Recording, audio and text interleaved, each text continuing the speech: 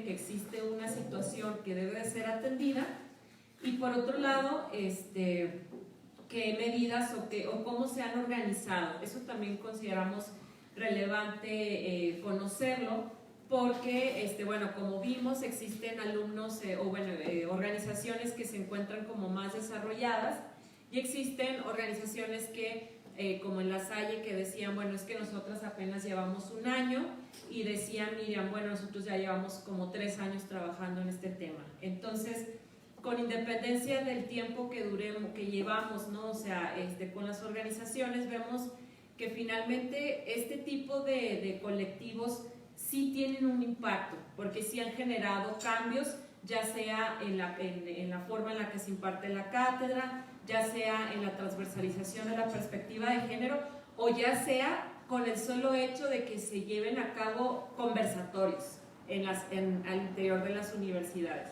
Entonces, pues todos esos yo creo que es importante ponerles la palabra logro, ¿no? O sea, mucho o poco, ¿verdad? Pero finalmente el solo hecho de que se abra la posibilidad de la conversación, ya estamos de gana. Entonces, en nuestra segunda mesa ya vamos a hablar más hacia el interior de las instituciones, más hacia qué está pasando con las autoridades universitarias, qué medidas están tomando, y nuestra mesa se llama Medidas para atender y erradicar la violencia contra las mujeres universitarias. Y la idea de esta mesa es identificar las medidas establecidas por las autoridades y analizar qué tan efectivas o qué tan idóneas han sido para resolver este problema que es de raíz estructural. En nuestra mesa nos acompañan la licenciada Brenda, quien es de la UNAM, la doctora Guadalupe Huacuz, que es de la UAM Xochimilco, y que ella dirige el programa Cuerpos que Importan. Bueno, no, eso no lo dirijo ahorita. Voy a hablar del programa, bueno, no lo dirijo ahorita. En su momento, entonces directora del programa. Y también nos acompaña Rubén, que es del Centro de Investigaciones de Estudios de Género de la UNAM, quien también nos va a hablar sobre la forma en la que se ha atendido o se ha trabajado esta temática al interior de la UNAM. Entonces, comenzamos con las preguntas. La primera sería, dentro del primer bloque, ¿verdad?, de preguntas detonantes, tenemos, en su experiencia, ¿qué fue lo que motivó la creación de, en caso de, creo que me estoy, ya. ¿Cuál es la respuesta que deben tener las autoridades ante la violencia de género en las universidades y centros educativos? ¿Por qué es importante que las universidades o centros educativos cuenten con protocolos de atención a los casos que involucran violencia de género? Y además del establecimiento de estos instrumentos, ¿qué otras medidas deben implementar las autoridades universitarias? Entonces estas serían las preguntas. Cedo el micrófono a Brenda y así sucesivamente vamos respondiendo, y ya les iría yo marcando el tiempo. Gracias. Muy bien, muchas gracias por acompañarnos, buenas tardes. Yo, como mencionó hace un momento Rita, yo vengo de la UNAM, de la maestría en Estudios Políticos y Sociales, pero converjo en distintos espacios que tienen como punto central el tema educativo o el campo educativo. Uno de ellos es la universidad de la cual yo provengo en la licenciatura, que es la Universidad Autónoma del Estado de México, y la otra es el gobierno del Estado de México, especialmente en la Secretaría de Educación, que es donde yo trabajo. Entonces, yo he podido observar fenómenos en torno a las violencias que se ejercen a partir del género, especialmente hacia las mujeres, ya sea desde la Secretaría de Educación, desde la UNAM y desde la universidad en la que estudié la licenciatura. Pero yo de lo que vengo a hablarles en este momento, y me parece pertinente porque se tocó de alguna forma el tema hace un momento en algunas de las preguntas, en algunos de los comentarios, es qué está pasando en la educación básica que conduce a que en niveles posteriores se presenten casos de violencia o de acoso sexual. ¿Qué quiero decir con esto? Bueno, mi tesis de maestría trata sobre las relaciones de género en los espacios educativos, especialmente en una primaria pública de la ciudad de Toluca, que es de donde yo vengo. Entonces, ahí yo hice una investigación de corte etnográfico en la que, bueno, yo pude observar muchas cosas de las que quisiera hablarles. Y bueno, ¿por qué decidí hacer investigación en una primaria? En primer lugar, porque hay mucha literatura sobre violencia de género en universidades. Hay una literatura muy vasta y obviamente es muy necesaria, pero como se mencionó hace un momento, también es importante considerar en dónde está el origen, dónde está el génesis de estas estructuras que van potenciando que después sea aceptable o funcional el ejercicio de ciertas violencias. En primer lugar, en mi investigación yo entiendo a la escuela o al campo educativo como un espacio social donde hay estructuras estructuradas y estructuras estructurantes, esto en términos de Pierre Bourdieu. ¿Y por qué es importante entender esto? Porque si bien la escuela es una estructura ya que tiene su lógica y sus funcionalidades, también tiene una potencialidad creadora, es decir, es estructurante. ¿Y qué quiere decir esto? Que en estos espacios convergen actores o actrices que van a detentar una cierta agencia y que se van a mover en este campo a partir de los capitales que detentan. Ahora, una posición política que me gustaría dejar clara sobre la investigación que hice es que las infancias detentan una agencia, porque en muchas ocasiones se piensa que las niñas y los niños son una especie de seres incompletos que no terminan de entender el mundo y que solamente están para absorber lo que les digamos y para obedecerlo. Pero en realidad las niñas y los niños también son agentes sociales y como tal dependan de capitales, es decir, pueden crear acciones de sentido y creo que desde ahí es importante empezar. Es decir, entender a las infancias como sujetos que importan. Y bueno, quisiera leerles algunos breves fragmentos de lo que encontré en esta investigación, porque bueno, yo establecí una cierta metodología, establecí unas ciertas preguntas y yo tenía unas expectativas. O sea, yo quizás esperaba encontrar violencia escolar en términos de lo que se conoce popularmente como bullying. Y bueno, en realidad más que bullying encontré otras cosas. Yo hice entrevistas a niñas y niños, entrevisté a un salón de quinto de primaria, que fue con el que yo trabajé, y de ahí seleccioné 12 casos, 6 niñas y 6 niños que me resultaron paradigmáticos. Ahora, lo curioso fue que dentro de algunas de las preguntas les voy a leer algunas de ellas que me parecieron especialmente ilustrativas. Yo le pregunté a las niñas y a los niños, porque la entrevista fue exactamente la misma, ¿crees que hay alguien que moleste a los demás? Niña número 1 me responde, yo digo que los de sexto. Todos los de sexto son niños muy groseros, muy mal pensados, pervertidos, ellos me caen mal. ¿Por qué dices que son unos pervertidos?, le pregunto. Un niño de acá, la otra vez yo iba pasando con mis amigas, yo venía a yoga y el niño me dijo, ay miren, ahí va la que me gusta. Después de unos días empezó a decirme, ay sí, pasa y no sé qué, es muy incómodo, yo nada más me alejo.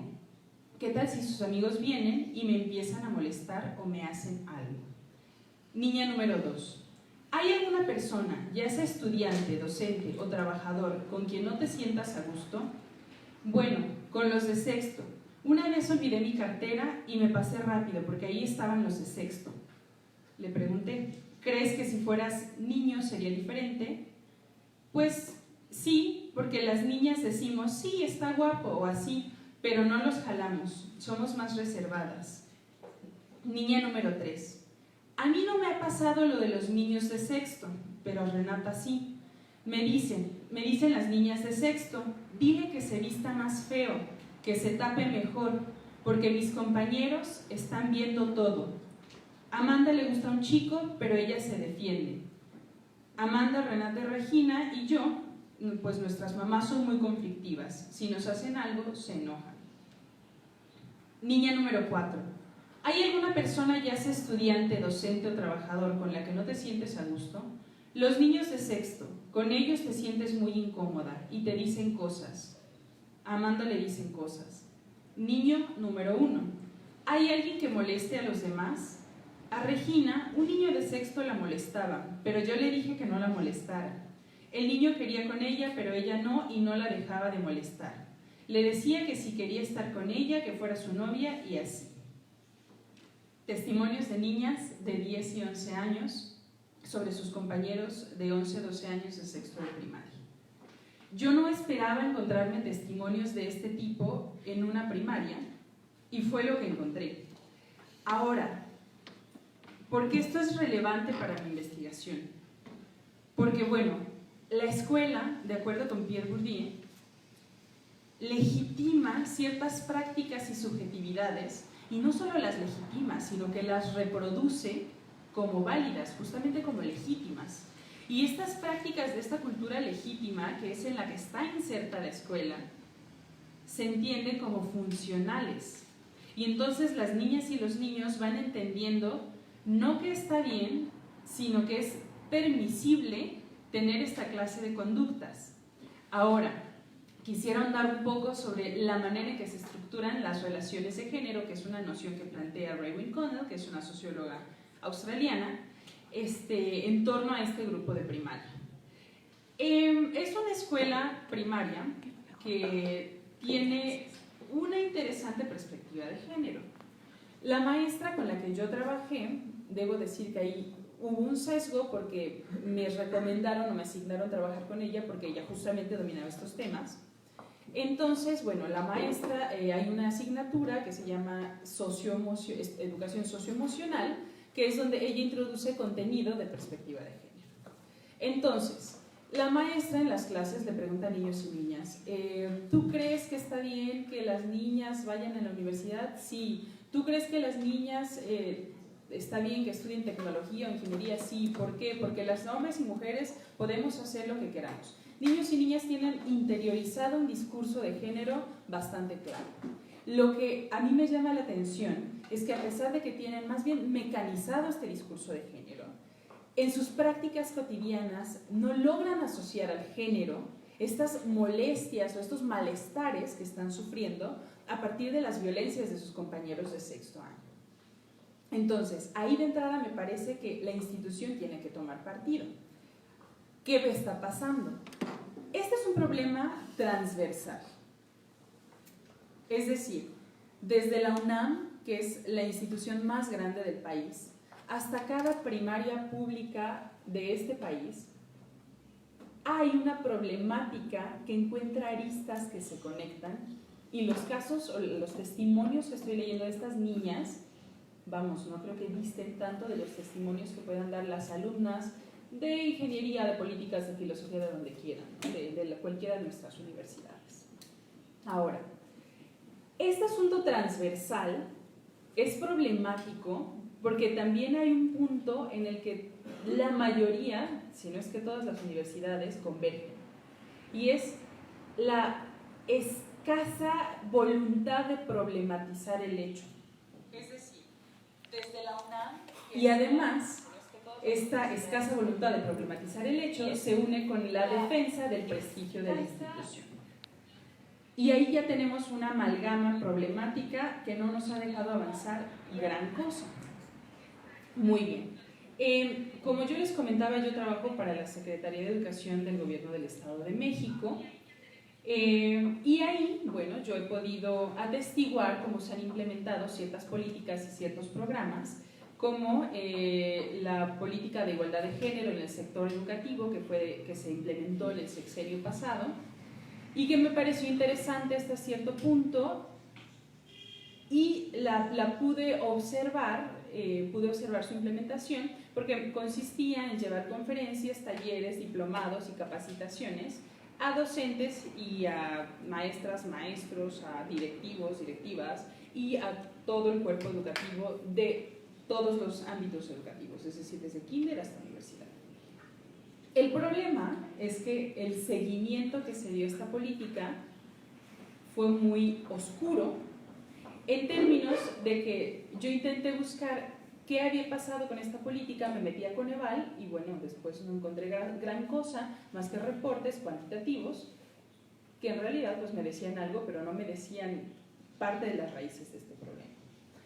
Y bueno, entonces esta falta de reconocimiento del problema por parte de las autoridades me parece muy grave, me parece una de las partes más graves.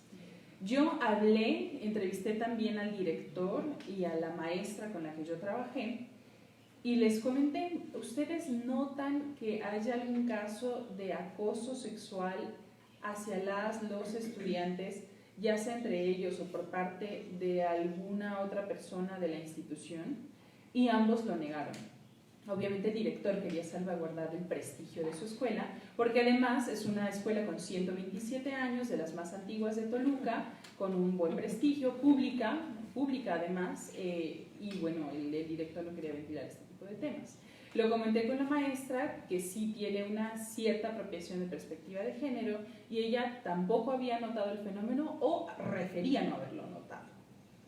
Entonces a mí me pareció muy preocupante porque, bueno, entonces en la escuela primaria, y obviamente hay otros espacios sociales como la casa o los espacios públicos, pero bueno, en la escuela primaria, que es lo que tocó mi investigación, se empiezan a configurar la forma en que se socializan hombres y mujeres y se empiezan a legitimar ciertas prácticas. Entonces, esto me pareció sumamente interesante, de pronto un poco, pues no muy, pues un poco deprimente, ¿no? Porque, o sea, niños y niñas a edades muy tempranas empiezan a normalizar el acoso como una forma de cortejo, como una forma de aproximarse entre ellos. Ahora, cuando digo que niños y niñas detentan una agencia, esto también quiere decir que detentan una sexualidad. No es querer coartar la forma en que ellos expresan su sexualidad, sino ver cómo lo están haciendo y a qué responde esta forma en que la socializan. Mi observación etnográfica duró un mes y en ese mes pues me tocó ver la celebración del Día del Niño, la celebración del Día de la Madre y cómo llevan a cabo sus actividades cotidianas. Y me di cuenta de varias cosas. Primero, hay una interseccionalidad en cuanto a los problemas que se presentan en las escuelas, bueno, en esta y en las que ustedes quieran. En esta interseccionalidad convergen la etnicidad, la clase y obviamente el género. Entonces, una de las niñas que menciono en uno de mis casos es una niña que ejerce un liderazgo impresionante, pero esta niña es muy acosada sexualmente por sus compañeros de sexto de primaria. Y entonces ahí me llama la atención, o sea, cómo empiezan los niños a entender cómo es que una niña con ciertas características puede ser sujeta del ejercicio de este tipo de violencias. ¿Qué otra cosa me tocó observar? En el Día del Niño,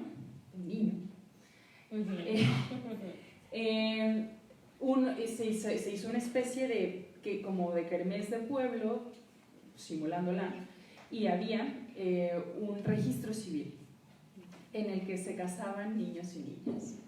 Y yo me quedé ahí observando un buen rato porque era una maravilla. Pues les llevaban jalándolos, arrastrándolos a los niños y a las niñas, difícilmente llegaban por su cuenta, y no hubo ningún matrimonio homosexual, todos eran heterosexuales. Y no es que fuera escandaloso que hicieran eso en una primaria, porque tampoco es imprimir con una moralina decimonónica este tipo de hechos, pues si se quieren divertir, que se diviertan, pero yo creo que este tipo de actividades sí nos da cuenta del régimen de género que opera en una institución. O sea, desde las ciencias sociales yo creo que lo más importante es comprender más que escandalizarse. Entonces, comprender fue un ejercicio bastante fructífero en esta observación, en este ejercicio de observación que hice. Muchísimas gracias. En este momento les doy la palabra a Rubén del CIEC de la UNAM. Gracias. Primero quiero decir que me da mucho gusto estar acá, agradezco la invitación y también quiero decir que si estoy acá es porque estoy aquí, digamos, en una colaboración permanente que ya desde hace varios meses tengo con la doctora Lucía Núñez, investigadora del CIEC, que no pudo estar acá por razones igual de carácter académicas y laborales. Y en segundo lugar decirles que me disculpo desde ahora porque me voy a tener que salir un poquito antes de que termine el conversatorio, también por razones de tipo académicas tengo que ir a dar clases.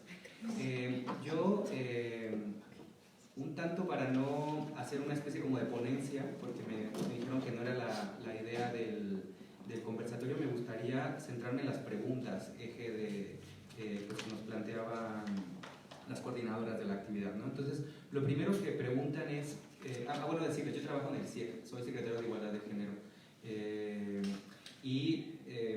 el CIEG, solo se los digo así muy rápido para que puedan entender el marco desde el cual actuamos, es una secretaría que está dentro de una entidad académica, que es el Centro de Investigaciones y Estudios de Género.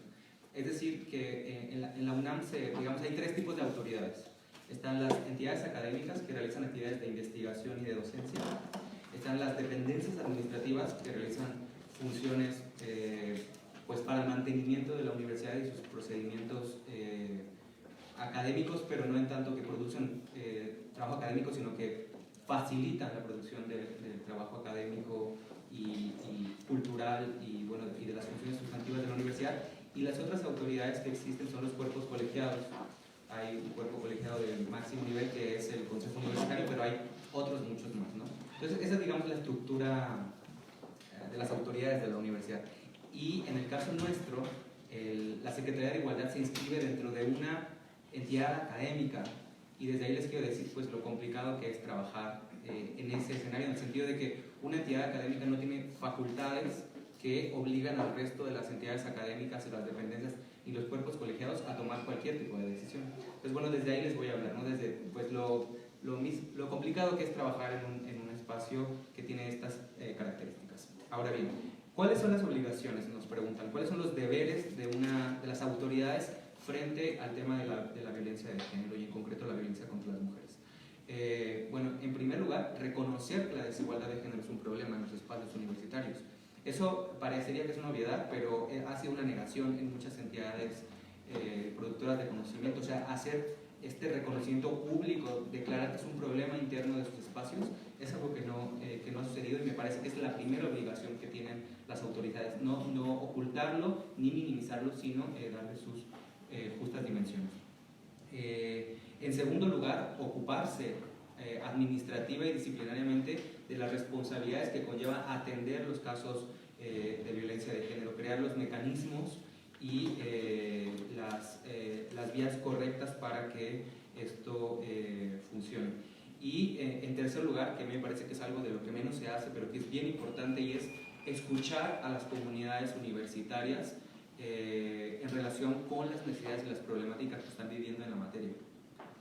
Es decir, se puede desarrollar el mejor mecanismo con las mejores de las intenciones, pero si no está atravesado por la escucha atenta y activa de las necesidades y las problemáticas de la comunidad que va a utilizar esos mecanismos, pues desde ahí hay un montón de problemas que resolver.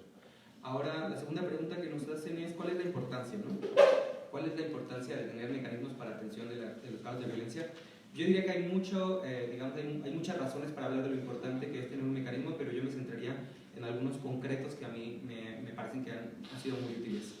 En primer lugar, tener un protocolo ayuda a comenzar, porque no diría que termina por hacerlo, comenzar por desnaturalizar la violencia de género como algo normal y que puede seguir ocurriendo en los espacios universitarios.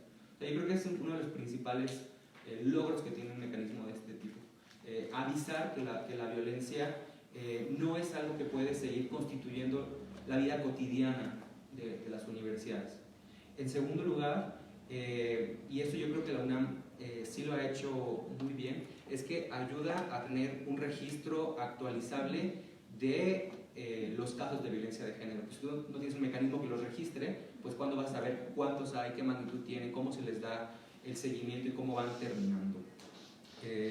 Sobre eso les quiero decir que la UNAM tiene pues los datos actualizados. El primer año, no sé si ustedes lo sepan, pero igual se los digo, el protocolo de la UNAM se emitió en agosto de 2016. El primer corte nos arrojó 234 casos de violencia de género, de los cuales más del 96% habían sido presentados por mujeres.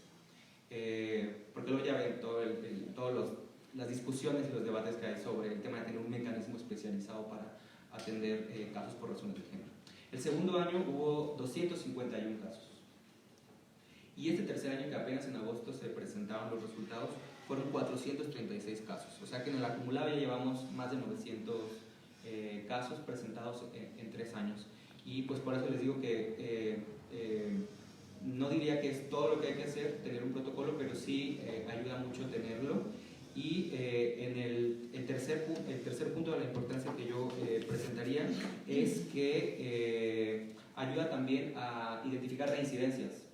Imagínense que una persona ha cometido casos de violencia de género, ha sido una figura agresora en un caso de violencia de género que no ha sido constitutivo de una expulsión o una rescisión, pero ha sido reincidente en casos que no han tenido, digamos, la gravedad para que ameriten ese tipo de sanciones. Entonces, el tener un protocolo ayuda a que se dimensione también el carácter reincidente de una figura que, digamos, por lo acumulado se vuelve, no sé si igual o más de grave, ¿no? su presencia de esa manera en la universidad. Y bueno, la última razón por la que yo pienso que es importante tener un protocolo, pero a veces luego me desdigo y luego vuelvo a pensar lo mismo, porque cada caso nos va dando, digamos, elementos para pensar que lo estamos haciendo bien o lo estamos haciendo mal, pero yo he pensado que tener un protocolo a ciertas personas les ayuda a poder encontrar un primer canal, aunque sea institucional, mal hecho y con muchos problemas, para resignificar y replantearse la violencia de género en su vida, en el sentido de que puede agenciar una serie de acciones, puede agenciar una serie de búsquedas para entender lo que le pasó y qué se puede hacer respecto a eso que le pasó, que es algo que no pasaría si no hubiera algo, digamos, un escenario posible sobre el cual actuar. Pero les digo que a veces no, porque ahí es donde me desdigo, porque también viendo lo que pasa con las chicas que presentan quejas a través del protocolo y la manera en que son tratados los casos y la manera en que son resueltos y digamos la rabia que despierta el no tener sanciones proporcionales, no tener sanciones justas, que si se presentan en una entidad o en otra tengan sanciones diferentes, digamos toda esa rabia que despierta a mí me hace pensar, pues bueno, igual no es tan bueno utilizar el protocolo. Y bueno, la última pregunta es ¿qué otras medidas se pueden utilizar, qué otras medidas se pueden emprender para atender el caso para atender, digamos, la situación estructural de la violencia de género? Bueno, yo destacaría 3. En primer lugar, investigación.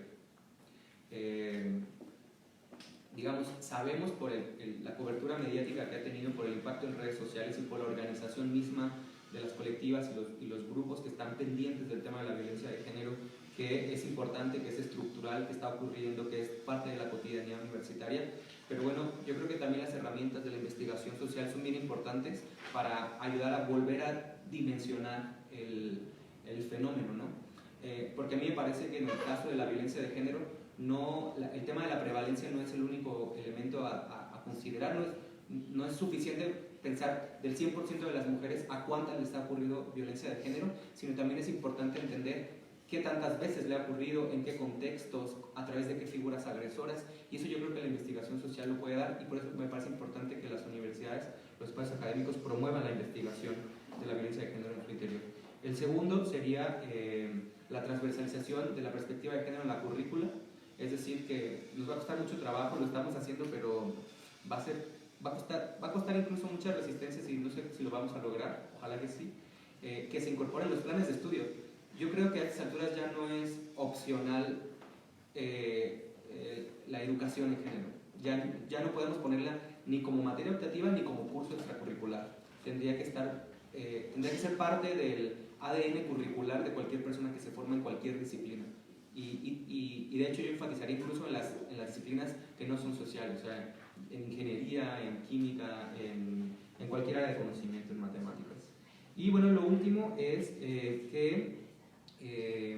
la última cosa que me parece que es importante que se haga es que se diseñen políticas institucionales que no estén dirigidas exclusivamente a atender la violencia de género, sino a promover igualdad de género. Esto yo creo que es fundamental porque, digamos, cuando se dan, yo he estado en muchísimos espacios, en muchas actividades dirigidas a pensar el tema de la violencia de género, pero cuando se piensa la violencia de género como en aislado, como si no fuera parte de una estructura de la desigualdad, a veces se busca promover la no violencia a partir como de un discurso de la no violencia, como si fuera el único componente, como si fuera un problema aislado y no fuera parte pues, de una serie de problemáticas a las que llamamos desigualdad de género y que pues, es importante pues, promoverlas. En la mesa anterior alcancé a escuchar a los colegas hablando de corresponsabilidad, hablando de la búsqueda de paridad en los espacios, hablando de todas las problemáticas asociadas con la desigualdad de género, y me parece que, aunque se vea como una ruta no directa, en realidad aporta mucho promover igualdad para que no haya violencia de género. Esas serían mis aportaciones por ahora. Muchísimas gracias, Rubén. En este momento le cedo la palabra a Guadalupe Huacús, de UAM Xochimilco y Cuerpos que Importan. Bueno, buenas, ya casi tardes a todos y a todas los que están aquí presentes, las que estamos aquí presentes y también a las personas que están escuchándonos. Y de manera muy especial le doy las gracias a la colectiva feminista de análisis jurídico, que creo que esta iniciativa es muy, muy importante. Y yo la verdad es que me dio mucho interés en venir por el diálogo que puedo tener con sobre todo con las personas más jóvenes que están fuera y dentro de la universidad, ¿no? En estos intersticios que dice Teresa Lauretis. Me dijeron que les mandara mi currículum, pero yo me quiero presentar, porque todo lo personal es político, y ya eso lo hemos dicho en el feminismo, a partir de que inglés desde hace mucho tiempo. Yo vengo como académica de una universidad intercultural, de la cual me despidieron básicamente ya como lo último por un caso de violencia de género que se dio en la universidad, y yo pues obvio como feminista defendí el caso, y fue como ya lo último que soportó el rector y me corrió de la universidad donde había sido fundadora. Tuve todo un juicio y gané el juicio en la universidad, y bueno, todavía estoy en esas que el juicio sigue. Entonces, bueno, hay una cuestión personal también, ¿no? También de acoso, obvio, cuando yo era joven hace muchos años. Y ahora, cuando llego a la UAM Xochimilco, llego a algo muy interesante y muy importante para hacer lo que se hizo en la UAM Xochimilco. Nosotros tenemos una maestría en estudios de la mujer y un doctorado en estudios feministas, que es uno de los primeros doctorados en Latinoamérica en estudios feministas, y con un grupo de colegas feministas trabajando desde hace muchos años. Eso, ¿qué quiere decir? Que hay como un insumo para abrir un tema que es una caja de Pandora, hice un una amiga, y que fue lo que hicimos en la UAM Xochimilco. También tenemos que reconocer que hay una historia muy importante del movimiento feminista y que hay mucha producción académica en torno a la violencia de género, violencia contra las mujeres o violencia falocéntrica, digo yo, que tiene pues casi 30 años y que creo, y bueno, además de producción académica, una práctica política que está día a día y que mañana esperemos que se vuelva a ver toda ¿cómo le pusieron ellas?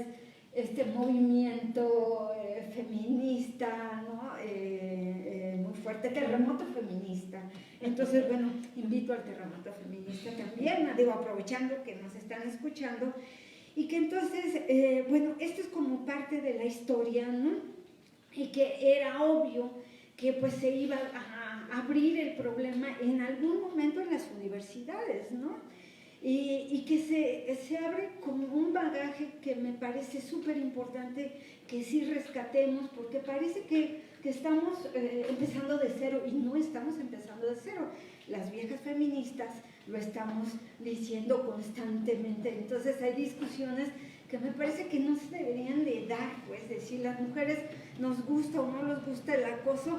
Digo, bueno, esa es pura ignorancia de las colegas feministas que se están tratando de posicionar en un tema que nunca han trabajado y en el cual incluso siempre le dieron la vuelta, pero que ahora, como es un tema que da cierto poder, prestigio, cuestiones económicas y todo, pues entonces sí se habla del tema desde la ignorancia, me parece, ¿no?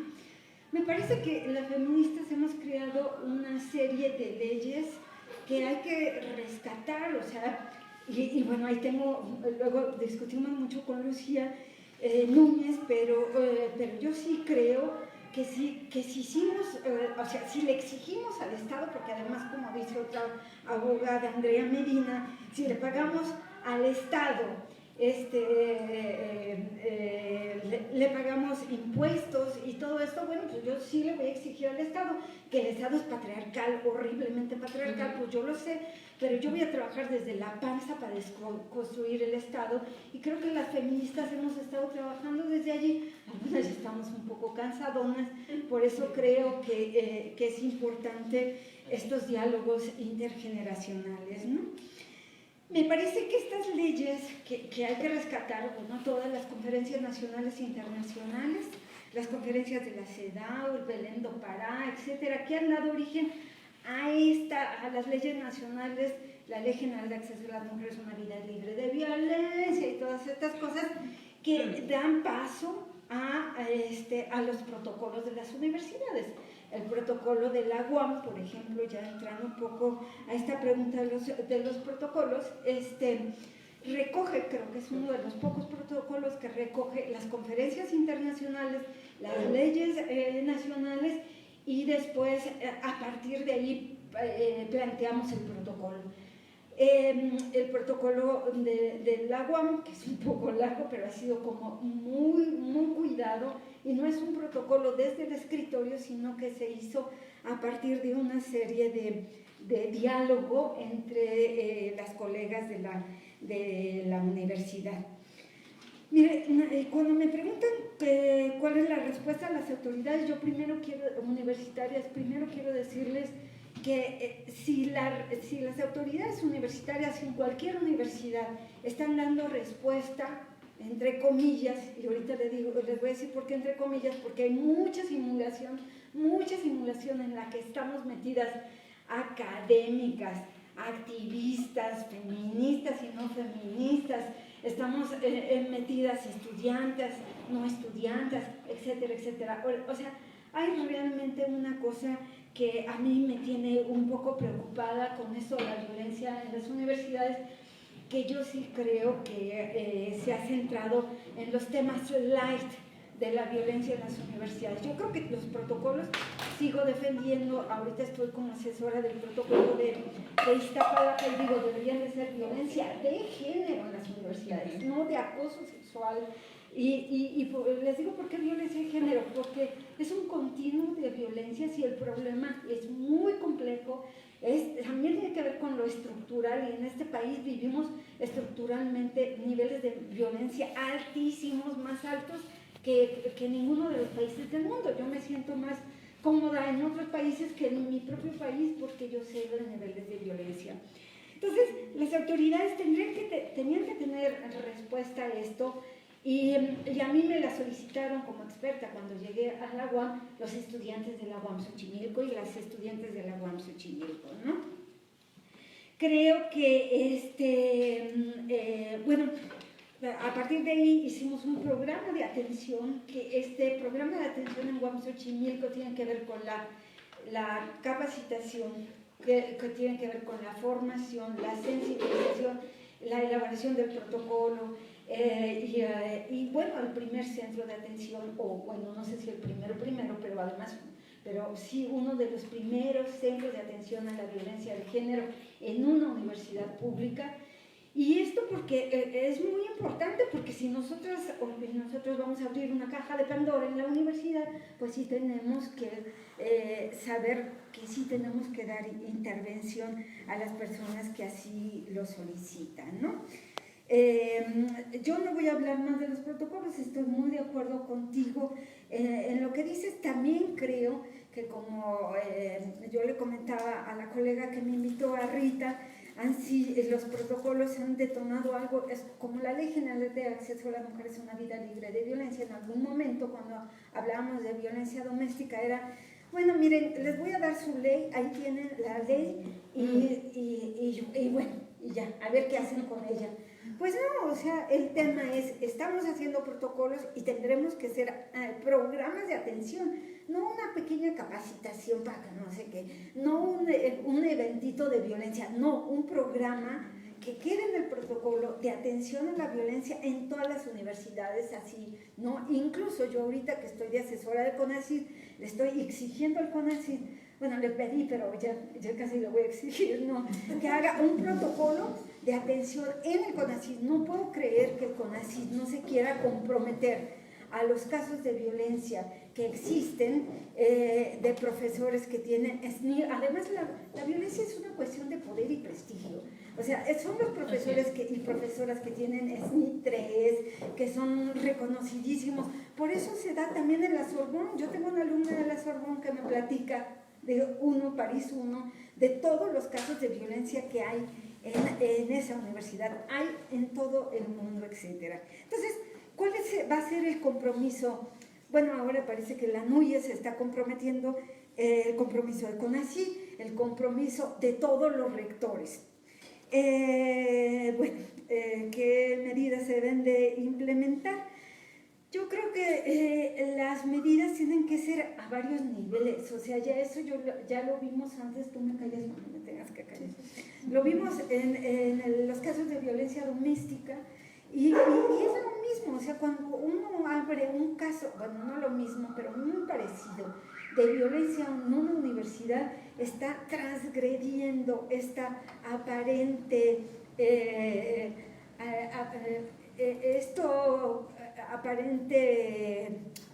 paz de la universidad. No es como alguien que levanta la mano en la familia, en una reunión familiar, y les dice, miren, es que mi tío me está agrediendo sexualmente, o sea, él quiere conmigo y yo, o sea, como no entiendo por qué, ¿no? Y esto creo que es un poco lo que pasa en las universidades. Nosotros estamos diciendo, oigan, es que no puede ser que este acosador siga paseándose por aquí y me mire a los ojos, etc.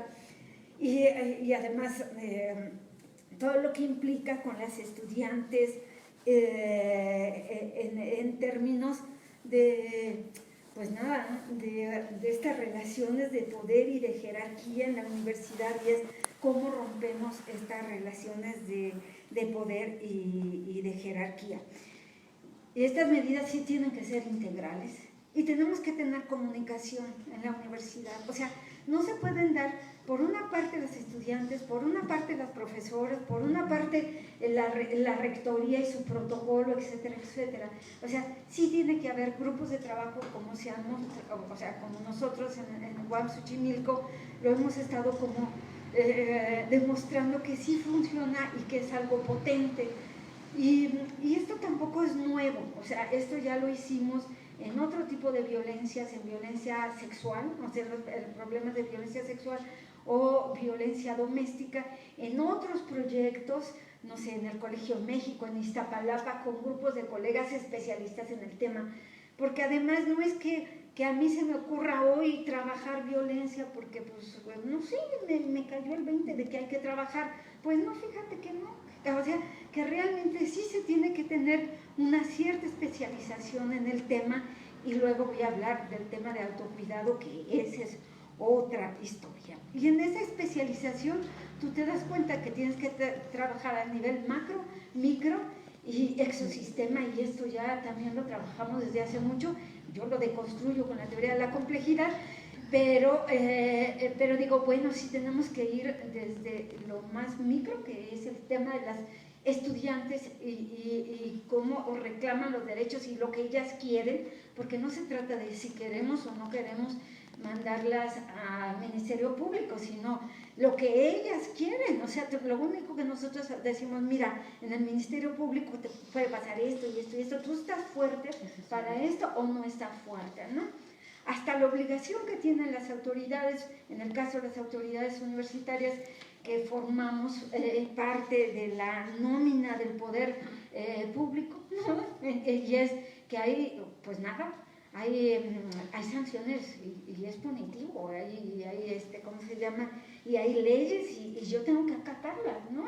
Y si no las acato, bueno, pues me pueden meter una demanda en derechos humanos, etc. Bueno, yo tengo una demanda de un acosador también de Michoacán, ¿no? Que casi viola a una chava. Entonces, un grupo de feministas escribimos algo y él nos contestó, y ahorita ese grupo de feministas estamos demandadas por él. Y bueno, todas estas cosas los digo porque solo para comentarles que sí es un fenómeno muy complejo y que sí hay que pensarlo en su justa complejidad, el fenómeno. Y bueno, eso es todo. Y cállenme, ¿verdad? Muchísimas gracias, Guadalupe. Muy interesante intervención. En este momento, si les parece, vamos a ir con el segundo bloque de preguntas para agilizar el tiempo, que son las siguientes. En su experiencia, ¿cuál ha sido la respuesta de las autoridades universitarias al acompañar casos para hacer efectivos los derechos de las universitarias? 1. 2. ¿Cuáles detectan que son las principales problemáticas para asegurar el acceso a la justicia en las universidades? Y 3. ¿Qué medidas deben de emprenderse para mejorar esta situación? ¿Cuál es el rol de las colectivas en este contexto? Inicio con Rubén y después iremos en este segundo bloque con Pamela para cerrar con la maestra Guadalupe. Muy bien, ¿cuál ha sido la experiencia en la atención de casos? Como les adelantaba en la primera parte de la intervención, llevamos alrededor de 900 casos, 231, 254 y 436. Es decir, que la experiencia de atención ha sido el incremento el número de quejas. En la UNAM no se llaman denuncias, se llaman quejas. De estos casos, les quiero decir que hay, digamos, hay dos procedimientos. Un procedimiento es el ordinario y otro que es el alternativo con enfoque de justicia restaurativa, que tiene todos sus problemas y ahora los podemos hablar si quieren. Vamos a hablar del ordinario. El ordinario establece solamente tres, digamos, rutas para la investigación y la sanción de casos. Estos están diferenciados por el tipo de población. Tenemos tres poblaciones en la universidad: la estudiantil, la académica y la administrativa. Cuando la persona es estudiante, el procedimiento que se lleva a cabo es el procedimiento disciplinario, y cuando la persona es académica o administrativa, el procedimiento es administrativo, cada uno de acuerdo con las características que tiene la población.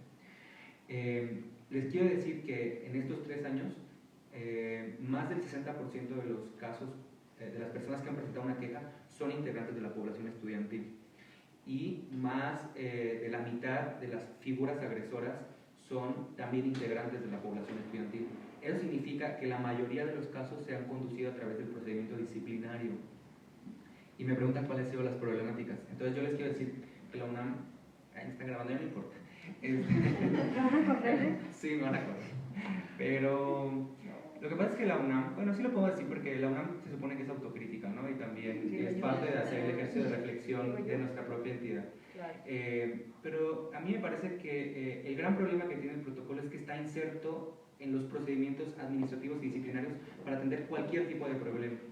Eso supone que no hay enfoque de género a la hora de atender un problema específico que tiene estas características específicas.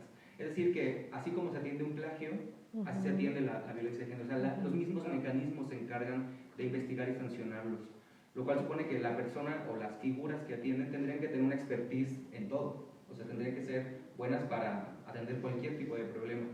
Y eso en realidad es un acto de mucho optimismo y también de mucha ingenuidad. Y también es un desconocimiento a la expertise y la experiencia acumulada de las personas y de los grupos que se han encargado de atender la violencia de género. La violencia de género se atiende de forma especializada, tienes que formarte, tienes que tener todo un perfil profesional, no es una cosa de improvisar ni de buena voluntad. Y buena voluntad hay mucha, pero con buena voluntad se toman muy malas decisiones. Entonces la falta de expertise en la UNAM es lo que nos tiene, digamos, en la borda. Y entonces en el caso de la población estudiantil, la figura última que sanciona los casos de violencia de género es el tribunal universitario, que fíjense qué nombre tiene. O sea, nos suena como a un tipo de justicia como que ya no tendríamos que estar buscando, ¿no? Pero es un tribunal universitario que además funciona así como audiencia, ¿no? Y que muchas veces no informa a las estudiantes digamos, de cuándo va a sesionar. Hay veces que sesiona sin ellas, muchas veces con derecho de réplica para la figura agresora y con muchas inconsistencias. El Tribunal Universitario cambió su reglamento este año y ahora integra a más personas para la averiguación y la sanción de casos, pero les quiero decir que en este tercer informe el 28% de los casos presentados por estudiantes, o sea, que se han atendido por el procedimiento disciplinario, están pendientes. Entonces, eso nos habla, mientras que los procedimientos administrativos tienen una tasa de 4.8 y 8.5% de no resolución de casos. Es decir que ya ni estoy hablando de qué calidad tiene la forma en que se investigan las funciones, sino que retienen por mucho tiempo los casos, pues con el argumento de la carga de trabajo, con el argumento de las dificultades administrativas que implica imponer una sanción y tal. Pero bueno, les estoy hablando de 28% de los casos que no han sido resueltos. Y pues entonces a mí me parece que la propia estructura universitaria es el obstáculo. O sea, tendríamos que pues promover que los casos de violencia de género se atendieran de forma especializada a través de estructuras especializadas que no revictimizaran y que dieran atención expedita, no revictimizante, proporcional, con debida diligencia, con transparencia y accesibilidad a las personas. Bueno, la última problemática que les quiero decir que tenemos es que antes de que sancionen, digamos, las grandes autoridades, la idea de autoridades en la UNAM es directoras y directores de entidades y dependencias. Y bueno, les quiero decir que pues, hay personas que dirigen entidades de mucho prestigio, que se dedican a investigación súper importante sobre moléculas, átomos y mil cosas, y en ese carácter pueden tomar muy buenas decisiones para resolver cuestiones académicas que tengan que ver con estos espacios de conocimiento. Pero ¿por qué les concedemos o por qué les damos la responsabilidad de resolver casos de violencia de género si no tienen ninguna credencial académica ni profesional para sancionar por ahí, ¿no? Y la normatividad universitaria lo que nos dice es eso, pues es que para cualquier tipo de problema universitario solo las autoridades pueden sancionar y las autoridades son estas. Entonces, y pueden ser violentadores también. Claro, y también ahí hay un tema, pues que las sanciones llegan hasta cierto nivel, pero hay figuras que ya no están observadas en el propio protocolo, ¿no? Entonces ahí, digamos, tenemos toda una serie de pues, problemas para hacer que funcione el protocolo. Y la última problemática que les quiero decir que yo he notado que es muy muy fuerte es que en la universidad hay más de 100 entidades académicas y más de 60 dependencias administrativas, así que tenemos un cuerpo directivo así de más de 150 personas. Eso hace que si una persona presenta una queja en una o en otra entidad o dependencia, le toque un destino completamente diferente. Puede haber un caso en el que se expulse así sin ningún problema y puede haber otro caso en el que se le dé una amonestación por un tipo de conducta parecida. Y ahí es donde nos damos cuenta de que necesitamos pues, buscar que el mecanismo funcione de una forma pues, mucho más imparcial y mucho más especializada. Y, ¿qué más les puedo decir? Pues ya lo último, lo último que preguntabas era... Sí, era con respecto a qué medidas se deben de emprender para mejorar esta situación y qué rol tendríamos las colectivas en este contexto. Ya, para mí el rol de las colectivas es fundamental.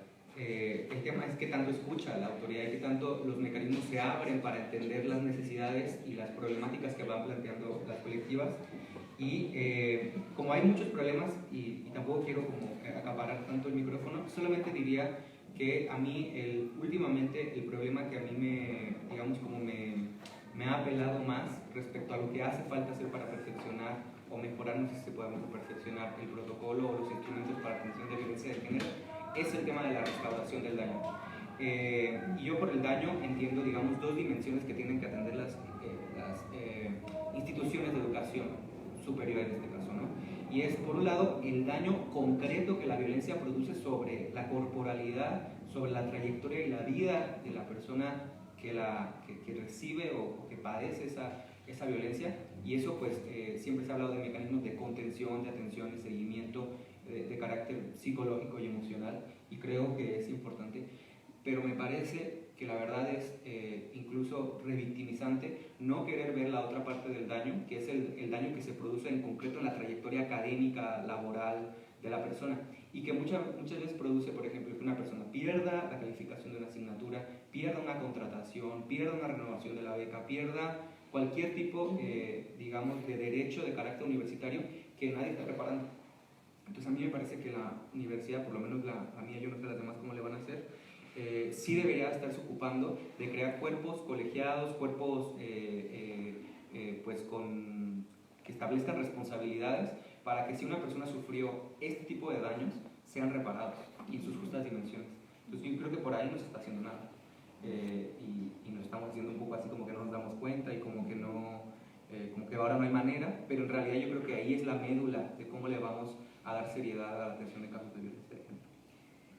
Muchísimas gracias, Rubén, por esta intervención. Ahora le daré la palabra a Brenda Carrillo para que nos dé respuesta a estas preguntas. Muy bien. Creo que en primer lugar es necesario nombrar el problema, pero nombrarlo como algo específico. Porque desde la experiencia de la mayoría de las personas que estamos aquí y que nos hemos vinculado con este tipo de temas, da la impresión de que se trabaja desde el eufemismo, de decir, bueno, sí, hay un cierto tipo de violencia y dentro de tantas violencias que pueden enumerarse en una institución, pues tenemos por ahí violencia de género, violencia sexual, pero como algo soterrado, algo que medio se nombra para cumplir con los requerimientos de organizaciones o de organismos internacionales, pero que muchas veces no se le da su debida importancia, ya sea porque estamos inscritos en instituciones pues, que corresponden a un orden patriarcal o porque efectivamente no se ha entendido estos problemas como fundamentales en la forma en que funcionan las instituciones. ¿Qué otra cosa se debe de hacer? En el caso de la Secretaría de Educación y de los casos que observé en la primaria, que observé en mi estudio etnográfico, yo creo que es muy importante dotar de herramientas prácticas a las y los niños y estas herramientas prácticas que estén inscritas en el ejercicio de su agencia y de sus propios capitales. O sea, dotar a las niñas y a los niños de estas herramientas. ¿Pero a qué me refiero con estas herramientas? No podemos decirles cosas como, bueno, pues sé asertivo, no seas violento, sé pacífico. No, específicamente. Esta escuela tiene estas características, elaborar con la comunidad mecanismos muy situados, o sea, no mencionar como temas genéricos, que en realidad a los niños y a las niñas no les dice nada, sino situar el problema y darles herramientas a partir de los capitales de los que ellos disponen en ese momento. Poner los puntos sobre las IES. En todos los casos que yo escuché, en todas las voces que yo escuché de niñas que están siendo acosadas sexualmente por sus compañeros, ellas tienen la sospecha de que estos malestares pues están mal, de que justamente son eso, malestares, pero no los nombran o no saben nombrarlos como lo que son. Entonces creo que es importante decirle a las niñas, mira, está pasando esto y se vincula con lo que tú estás viendo con la maestra en tal clase sobre que hay niñas, o que no sé, las niñas hace muchos años no podían ir a la universidad, irlo vinculando poco a poco, establecer un tejido fino entre su realidad en la que ellas están convergiendo socialmente y los contenidos. O sea, yo creo que ahí hay una parte muy importante que es una labor que justo tienen las y los docentes y tienen que trabajar mucho en eso. También trabajar con los niños, con los posibles agresores y con los agresores. Revisar el ejercicio de masculinidad que están detentando y ver justamente qué modelos de masculinidad son a los que ellos están siendo allegados y que ellos consideran como legítimos, obviamente en sus términos, no se los vamos a decir así, pero justo, o sea, dentro de las entrevistas que yo hice les pregunté quiénes eran sus personajes favoritos de películas, de libros, de caricaturas, y curiosamente me llamó la atención que cada vez vamos desplazándonos un poco de estos estereotipos férreos en los que al niño le gusta Superman y a la niña le gusta Barbie, porque, por ejemplo, uno de los niños me dijo que él quería, que le gustaba mucho Elsa de Frozen y que quería ser Elsa. Entonces vamos poco a poquito modificando estos estereotipos. Crear un protocolo, pero muy específico para cada institución, porque bueno, la Secretaría tiene sus protocolos que son llevados pues por instancias de igualdad de género, pero o sea que la escuela en sí misma crea un protocolo situado con sus necesidades, con sus preocupaciones y con sus características, y además creo que lo más importante es que en este protocolo se incluyen las voces de las infancias, porque al final sobre quienes recaen todas estas decisiones, desde el señor secretario, porque solamente 3 veces hemos tenido una secretaria de Educación en el Estado de México, pues que se escuche la voz de las niñas y de los niños, porque al final es sobre estas personas sobre las que están recayendo las decisiones y pues hay que escucharles. Y yo por eso enfatizo mucho en la noción de agencia y de lo importante que es reconocerla en las infancias. Dar seguimiento a los casos, y aquí también me preocupa que me estén grabando, porque yo pues he estado en contacto directo o semidirecto de ciertos casos de violencias en las escuelas del sistema educativo estatal del Estado de México. Y bueno, pues el caso suscita cierto revuelo, se llama a la institución correspondiente, que es en donde yo trabajo, se le aborda, se va a dar una plática, se va a dar una conferencia, un taller y después quién sabe qué pasó. La actividad se reporta, fueron tantos asistentes, se impartieron tantas pláticas, problema solucionado.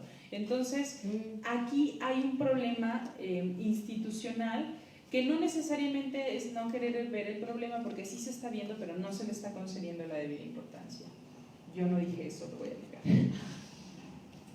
Abordar las relaciones de género desde sus raíces y manifestaciones mínimas, porque a ver, tenemos a las relaciones de género, o más bien al orden de género que se compone de relaciones de género, de acuerdo con Connell, y tenemos unas ramas muy visibles que son, por ejemplo, la enorme cantidad de tweets que se evidenciaron con Me Too y con todo el acoso que hay en todas las instituciones educativas del país, me atrevería a decir.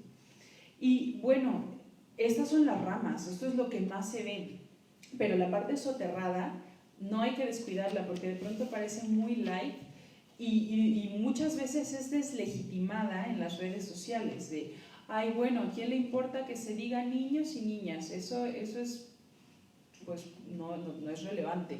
O ¿a quién le importa que a las niñas se les incentive a aprender electricidad y tecnología? Eso no es importante. Y vamos de no es importante en no es importante hasta que sí es importante y ya no sabemos cómo cortar el problema.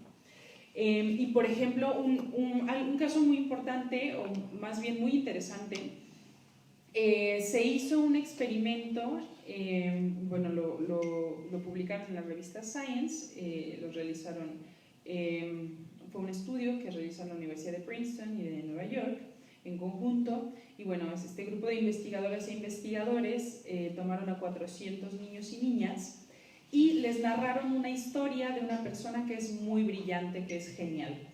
Y era, bueno, lo que tenían que hacer los niños era dibujar cómo se imaginaban a esta persona, pero nunca se les daba una pista sobre su género. Entonces, antes de los 5 años, los niños y las niñas dibujaban al 75% a su propio género. Después de los 6 años, las niñas dibujaron el 48% como esta persona brillante de su propio género. Entonces yo reproduje este experimento en el grupo en el que yo fui a hacer observaciones y me llevé una sorpresa grata, que es que el 70% de las niñas sí dibujaron a una mujer y el 100% de los niños dibujaron a un hombre.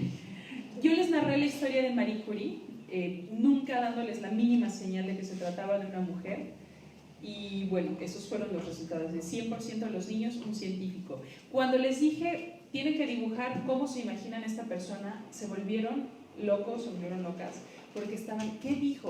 Yo le escuché que dijo la, no, yo le escuché que dijo él, o sea, estaban de verdad vueltos locos, quebrándose la cabeza, tratando de descifrar alguna palabra que les diera un indicio, porque era muy, muy importante saber cuál era el género de esta persona.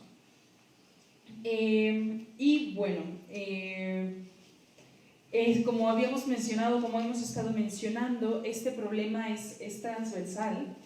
Entonces, es un problema que va desde las instituciones de más prestigio del país hasta la primaria rural de un municipio muy alejado de cualquier estado del país. Entonces, yo creo que una de las partes más preocupantes de este problema transversal es la falta de respuesta institucional o una respuesta institucional sesgada que no busca solucionar realmente el asunto, sino ponerlo bajo de la alfombra, y así bajo la alfombra se van quedando estos temas, pues como pueden ser también el abuso sexual a las infancias dentro de las familias, que es donde están los principales agresores, o que por ejemplo, hace poco fue un congreso sobre el suicidio, y uno de los datos que me pareció remarcable fue que entre personas de 8 a 14 años, esta tendencia que es muy generalizada de que los hombres son quienes más cometen suicidio se revierte. Son las niñas de 8 a 14 años quienes más cometen suicidio. ¿Por qué? Porque son quienes más padecen de agresiones sexuales, y bueno, esto ha sido un detonante importante.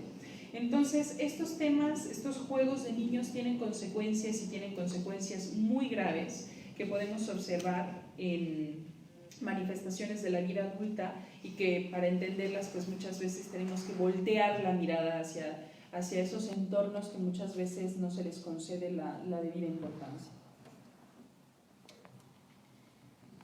Muchísimas gracias, Brenda. Ahora le cedo la palabra a la maestra Guadalupe. Muy bien, muchas gracias. No te preocupes, Brenda, que lo que dijiste, las feministas lo hemos dicho desde hace 20 años, y nos puedes echar la culpa a las viejas, que lo dijimos, y ya las viejas ya casi no nos hacen mucho, aunque sí nos hacen, y ahorita les voy a decir. Miren, voy a hablar de 3 encuentros que hemos tenido, que es encuentros para analizar la violencia de género en las instituciones de educación superior. El primero se hizo en la UAP Xochimilco y fue promovido por un grupo de activistas feministas, académicas, no académicas, algunas que incluso salieron de la academia porque no quieren saber nada de la academia, otras nos quedamos ahí porque seguimos pensando que tenemos que estar en los intersticios, otras salen y entran, en fin, ¿no? Este encuentro fue en la UAM Xochimilco, el segundo encuentro fue en Chapingo, porque Chapingo es una de las universidades que se ha registrado desde hace muchos años niveles de violencia muy altos, porque incluso es un espacio donde está cooptado por los hombres. Alma Rosa Mora, una colega estudiante de la maestría en estudios de la mujer de la UAM Xochimilco, hizo su tesis y ha hecho muchas cosas también desde ahí, desde dentro. Y el tercero fue en Lerma, UAM Lerma, porque justo también se quería posicionar el tema en el espacio. Y ahora, el cuarto, ahorita les voy a hablar, va a ser en Hidalgo. Y desde ahí, ¿qué es lo que se ha surgido, no? Primero me gustaría decir cuál es la respuesta de las autoridades. Miren, yo hace poquito, y eso también no tengo empacho en decirlo, fui a un evento de la CONAVIM, y una de mis críticas en el evento fue, yo iba a hablar sobre violencia laboral y docente porque se va a reestructurar la Ley General de Acceso a las Mujeres a una Vida Libre de Violencia. Y entonces me invitaron como experta y bueno, yo preparé mi ahora sí, ¿no? Y todo, no sé cuánto y no sé qué. Y los que no estaban, había alguna gente ahí, ¿no? Gente interesante, la verdad, siempre el diálogo con todas y todos es muy interesante, aunque sea con una persona, a mí me parece muy interesante, pero no estaba ni la Secretaría del Trabajo ni la CEP, ¿no? Entonces dijimos, bueno, ¿con quién vamos a dialogar? Dijo yo, ¿no? A mí me parece eso como de lo más básico y fue mi crítica, ¿no?, a esto. Creo que hay algunas cosas ahí que se están haciendo. Creo que la Procuraduría de Justicia del Gobierno del DF, de la Ciudad de México, está haciendo cosas, pero a mí espero que estén las estudiantes y las estudiantas y les estudiantes. O sea, porque ¿qué puede hacer las colectivas? Y ahí revuelvo porque a mí me encanta el caos. El caos es un orden por descifrar, ya lo dijo Saramago. Pero yo creo que ellas son las que tienen que darnos la pauta a las que estamos adentro para hacer lo que tengamos que hacer. O sea, ellas nos dieron la pauta con el Me Too, más que yo ahora acabo de estar en un evento sobre el Me Too y les decía esto, yo al principio no creía y ahora la verdad es que ha sido una fuerza maravillosa y que creo y que rescato todo lo que están haciendo las jóvenes, pero también creo que hay que tener... o sea, hay que saber que esto otra vez vuelvo a la caja de Pandora de mi amiga Irma Saucedo, de que estamos destapando cosas y sí tenemos que estar conscientes de lo que estamos destapando y no llamarnos también a las mamás a ver qué hacemos porque ya esto se nos está desbordando. Esto también lo tenemos que pensar, ¿no? Me parece o sea, tiene que haber un diálogo entre las autoridades, en general, las autoridades universitarias, ¿no? Y ahí vuelvo a lo de los encuentros, que bueno, que han hecho o que han dejado de hacer.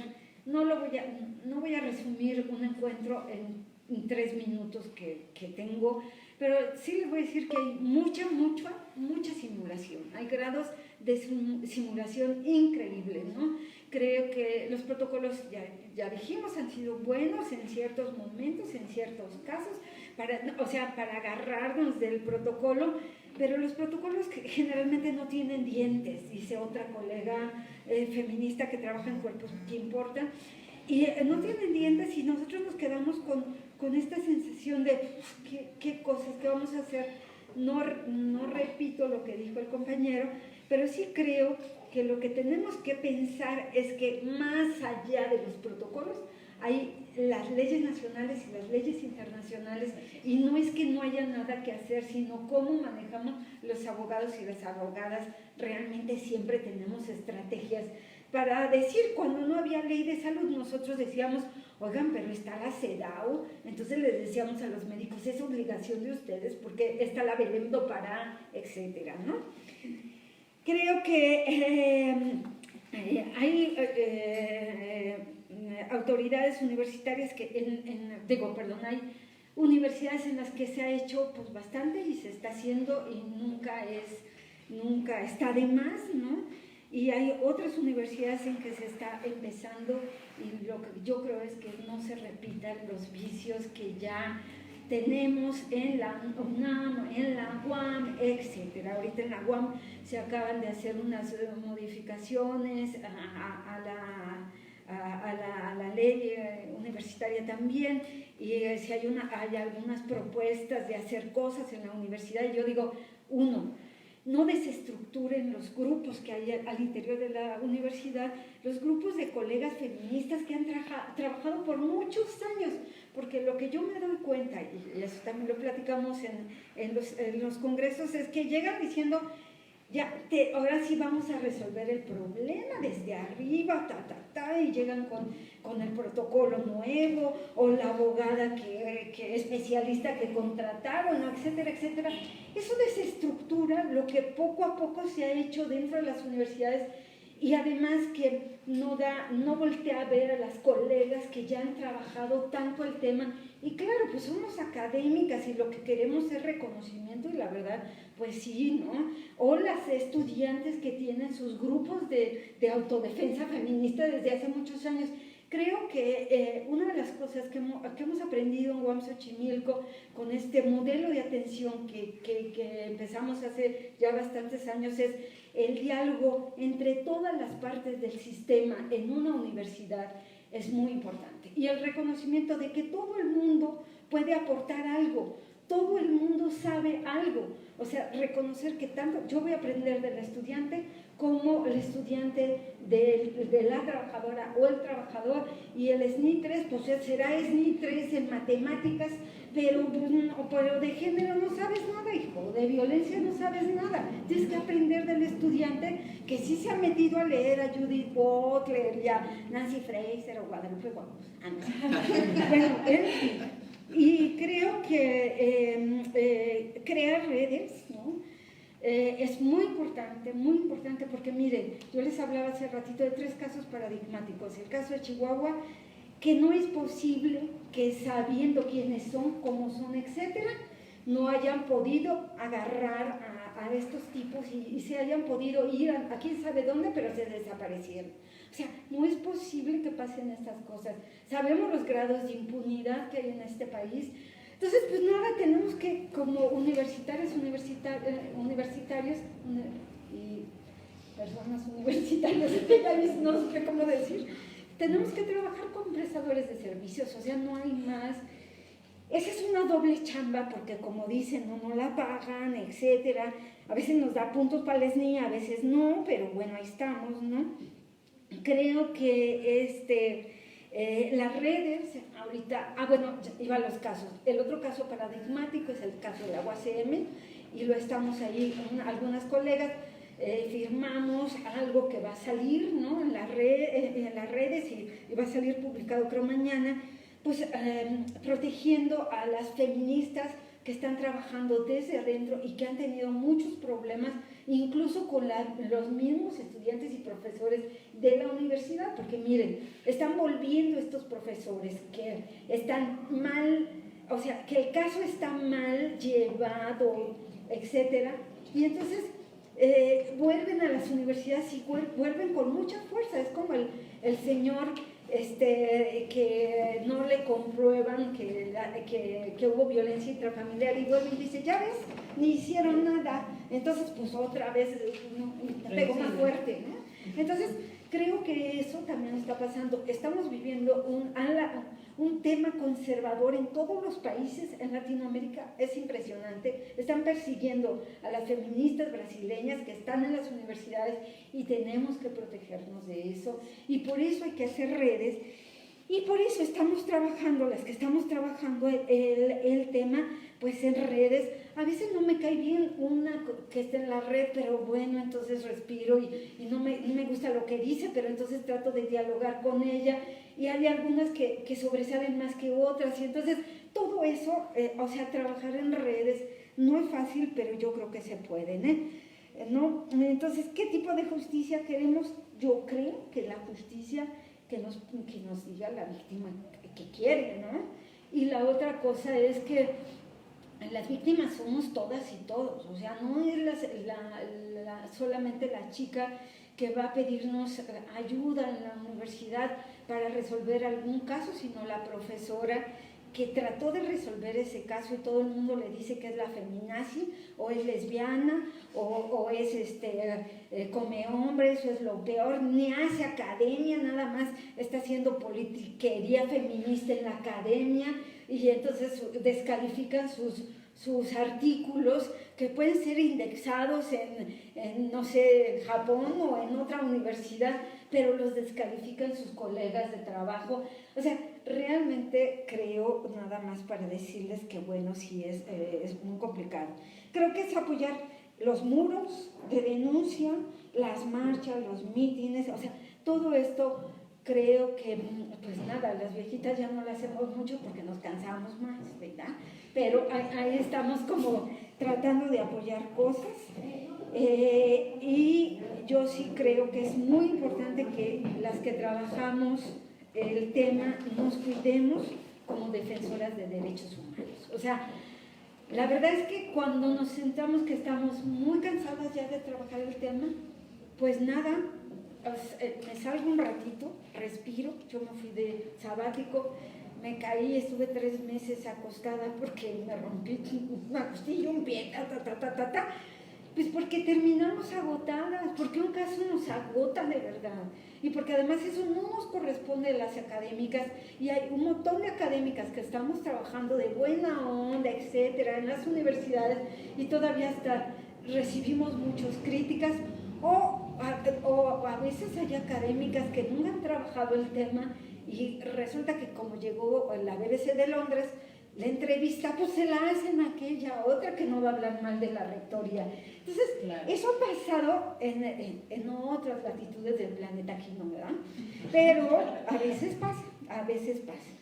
Yo les invito al 27 de noviembre, va a haber un encuentro nacional de instituciones de educación superior en contra de la violencia de género. Va a ser en Hidalgo. Vamos a seguir reflexionando sobre el tema. No es un tema fácil, tenemos que protegernos, trabajar en redes, porque lamentablemente la derecha en este país, en otros países de Latinoamérica y en todo el mundo, nos está atacando fuertemente a las feministas, y ahora volvemos a ser las brujas que siempre hemos sido, y que nada, tenemos que estar en los calderos cocinando ideas y cocinando estrategias de hacerle frente a este patriarcado falocéntrico. Muchas gracias. Muchísimas gracias. Les pido por favor un aplauso para todas nuestras panelistas. Y ahora vamos con su participación, con las preguntas que puedan tener aquí en el público, y para eso les pediría de favor que fuéramos alzando la mano. ¿Quién tiene alguna pregunta? Sí, primero vamos con las preguntas del público y después no sé si tengamos preguntas en la red, ¿no? Ok, vamos con las preguntas del público. Nada, les pido por favor su nombre para que se presente y la pregunta, ¿no?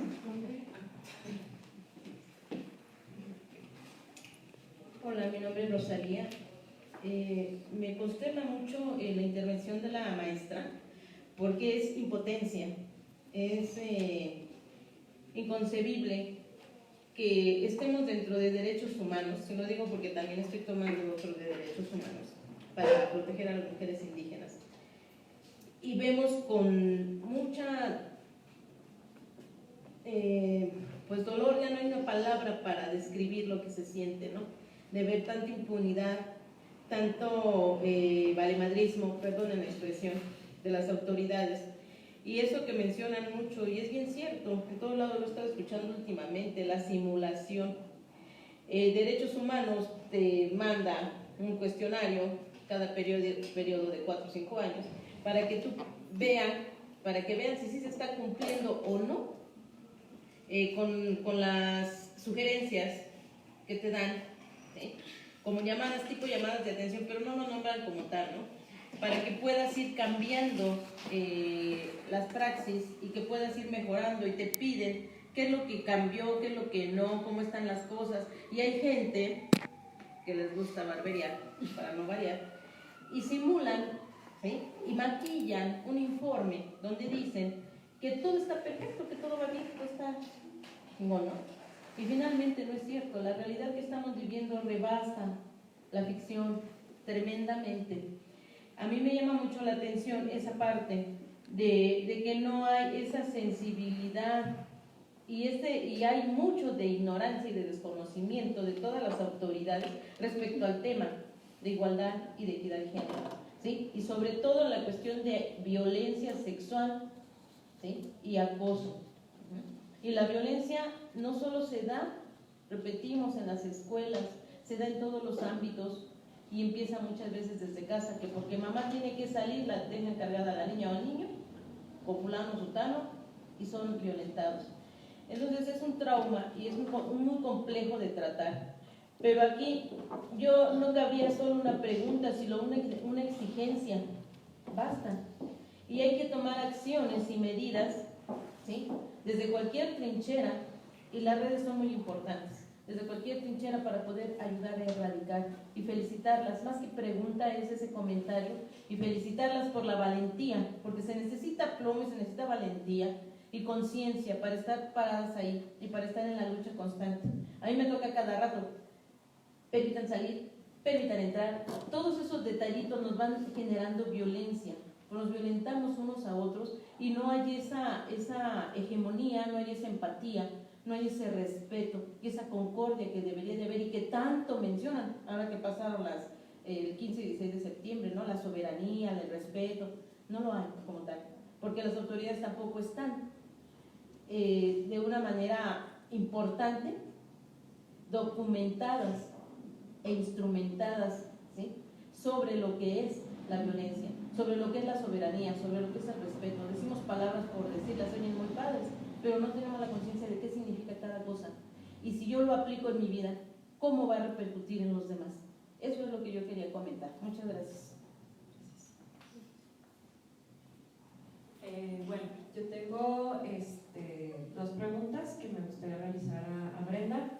La primera es, desde tu experiencia, entonces, en el ámbito educativo para niñas y niños, ¿qué tanto podría incidir como forma de prevención de la violencia, digamos, en el contexto universitario, ¿verdad? O sea, el trabajar con niñas y niños desde temprana edad, esto que tú nos has comentado, ¿no? O sea, el trabajar la masculinidad y el trabajar también los estereotipos de género que asumen las niñas, ¿no? Que finalmente, pues muchas veces eso sabemos perfectamente que invisibiliza y que abona el desconocimiento de que han sido víctimas, ¿no? O sea, de violencia.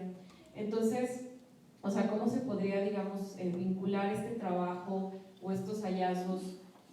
¿Cómo se podría capitalizar para evitar que en un futuro, ¿verdad?, muy lejano o no, pues sigamos hablando de esto, ¿no? O sea, y la segunda es como más en relación a si has tenido oportunidad de ver, bueno, además de ver estas violencias que se viven en el espacio educativo, o sea, ¿qué impacto han tenido en la vida de las niñas y niños?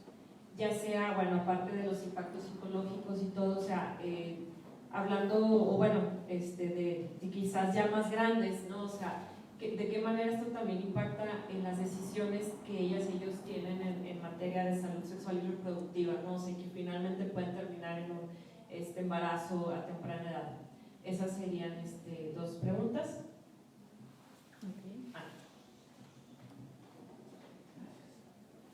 Hola, ¿qué tal? Mi nombre es César. Serían básicamente dos preguntas.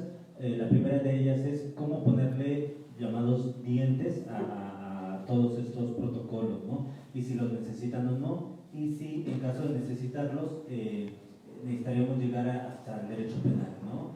A lo mejor en qué casos sí, en qué casos no.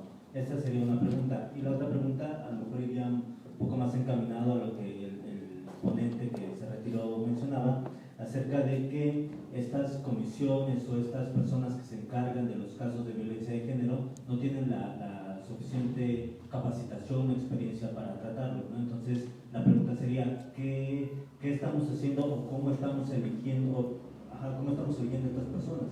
Porque a lo mejor nos centramos mucho en los protocolos o en que se siga avanzando en la publicación en la visibilización de la violencia, pero no en las personas que están tratando estos casos, ¿no? Y un ejemplo muy específico puede ser el caso de la UAM, ¿no? Con el ombudsman que se eligió hace algunos años, ¿no? Gracias.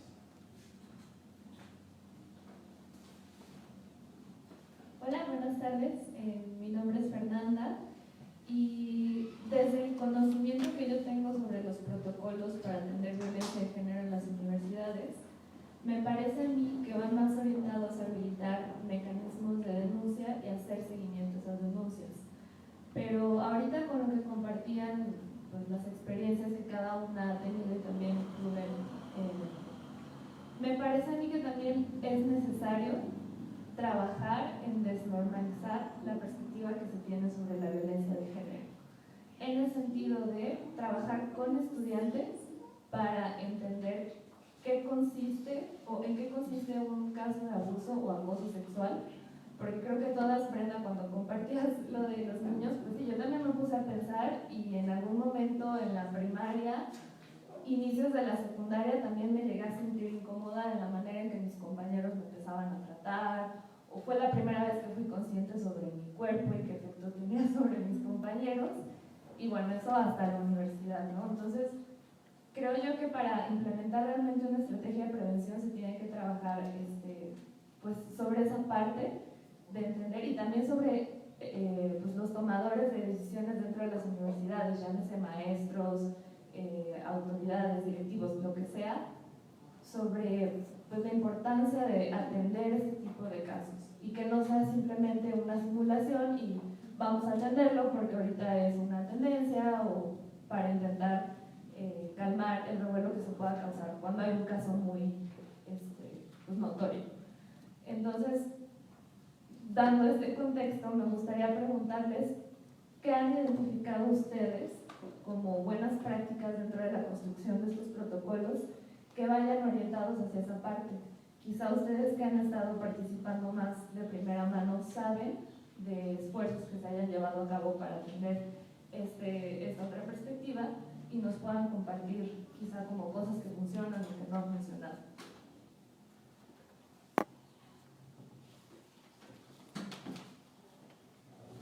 Muchísimas gracias. Si quieren, empezamos con las preguntas que le realizaron a Brenda. ¿Sí? Ok, vale. Muy bien. A ver. ¿Qué tanto puede incidir la práctica estudiantil, la práctica escolar en torno a las relaciones de género en la posterior vida universitaria? Bueno, es complicado porque metodológicamente aquí habría como algunos cuantos impedimentos, como establecer una correlación directa entre un hecho A y un hecho B. Pero si no nos ponemos rigurosos con la metodología, entonces sí puede haber una cierta influencia. ¿Por qué? A ver, trabajar desde temprana edad para no normalizar estereotipos, más bien para normalizar prácticas inclusivas y una socialización igualitaria, nos puede servir sobre todo para algo muy sencillo y para algo que no se nota. Primero, para hacer que fluyan las prácticas y las relaciones de género igualitarias. ¿A qué me refiero con que fluyan? A ver, si tú le preguntas a cualquier persona en la calle ¿qué es igualdad de género? Pues no sé, algo te dirá, porque este tema ha estado mucho en boga últimamente, lo que no significa que sea un tema de moda, también eso me gustaría aclararlo. O sea, es un tema que tiene 300 años en la esfera pública con mayor o menor visibilidad, pero pues moda no es. Entonces, bueno, si tú tomas una persona en la calle y le preguntas ¿qué es igualdad de género? Algo te va a decir. que hombres y mujeres sean iguales, no sé, algo bueno o algo malo. Pero el asunto es que su entendimiento sobre las prácticas igualitarias entre todas las personas, sin importar su corporeidad o su identidad, que fluyan. Es decir, que yo no me esté diciendo, a ver, tengo que ser políticamente correcta y no tengo que decir estas cosas porque son malas y van a dañar a la otra persona y qué desgaste. No, sino que es algo que yo ya tengo tan interiorizado que simplemente fluya.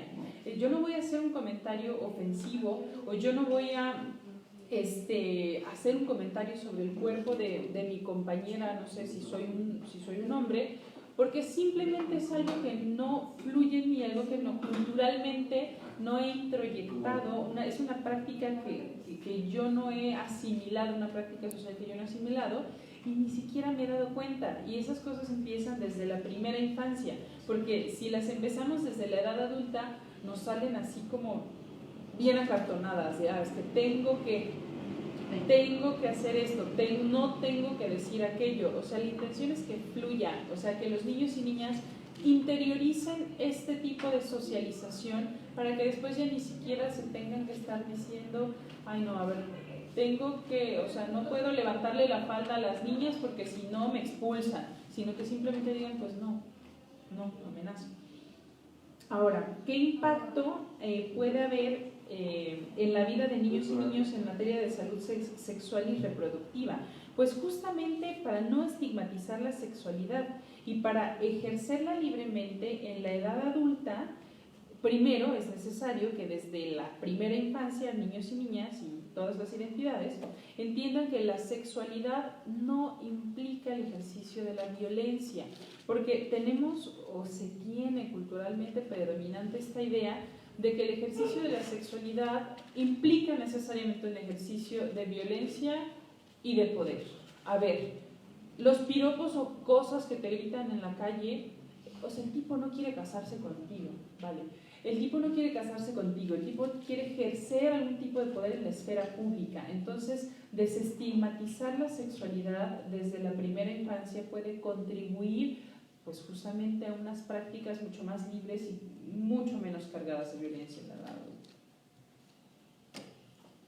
Muchas gracias, Brenda. Sí, seguimos con las preguntas de la mesa. Bueno, yo siempre contesto a lo que me preguntan y a lo que no. A veces no contesto a lo que me preguntan, pero lo que no me preguntan sí contesto, ¿verdad? No, yo una de las cosas que sí creo que tiene que hacer este gobierno, ya se lo he dicho a mucha gente en varios lugares en los que he estado y lo seguiré diciendo, es evaluación de programas. Miren, a la SEP se le ha dado miles y millones de pesos. O sea, miles, no se imaginan, tenemos años trabajando el tema. ¿Y dónde está el dinero? O sea, ¿qué han hecho? Tenemos que hacer una evaluación de programas. Antes de quitar los refugios, tenemos que hacer una evaluación si los refugios funcionan o no funcionan. Mis alumnas lo han estado haciendo. Las alumnas de la UAM, de la UNAM, del Colmex han estado haciendo eso. O sea, recuperemos lo que ya se ha hecho, por favor, porque si no partimos de cero. En este mismo sentido, ahí, para lo que me preguntaban, en las memorias del cuarto encuentro, al que yo no fui porque estaba caída, como les dije, hay un artículo que no me acuerdo muy bien de quién es, en donde ellas hacen un informe sombra para la CEDAW sobre la violencia de género en las universidades. Me pareció maravilloso. O sea, porque tenemos los mecanismos de evaluación de la CEDAW, tenemos los comités de la Belén Lopara, o sea, no podemos partir de cero. Tenemos todo lo que ha producido el Instituto Nacional de las Mujeres, etcétera, que quieran, que no, mal que bien, pues es una obligación. O sea, por eso yo pago mis impuestos, para que me digan cosas que yo, o sea, que la neta es que yo no lo voy a hacer porque yo tengo mucho trabajo por otros partes, ¿no? Me parece que los protocolos tienen, o sea, ¿qué es un protocolo? El protocolo es una ruta a seguir para, en el caso de violencia o en casos de XX. Lo que queremos tener es una ruta crítica pues bien estructurada, o sea que realmente no haya revictimización, todo esto que ya sabemos y que hemos estado hablando aquí, ¿no? Los protocolos también educan a la población y o sea, realmente el problema en México y en muchos países es que necesitamos la ley para que nos diga, o sea, no tienes que robar, pues, y que quede ahí en la ley para que no robemos. No, realmente deberíamos, como en otros países, de ver las cosas y decir, pues alguien va a venir por ella, ¿no? Pero no, o sea, realmente creo que en ese sentido también están reeducando y educando, sí, apelando a la ley, pero bueno, digo, o a más bien apelando a la sanción, pero pues no hay como de otro, ¿no? Creo que tenemos que desestructurar los mecanismos de poder y violencia adentro de los espacios, en este caso del espacio universitario. O sea, y eso es bastante complicado. Desestructurarlos en un nivel discursivo, o sea, que las mismas leyes universitarias, y esto lo han dicho las colegas en los encuentros y en otros lugares, que no solapen la violencia, ¿no?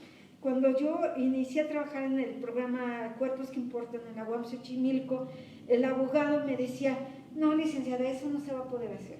No, es que eso está en el reglamento. Oiga, no, es que no se podemos modificar el reglamento. Oiga, es que ¿en dónde va a quedar el programa de atención a la violencia?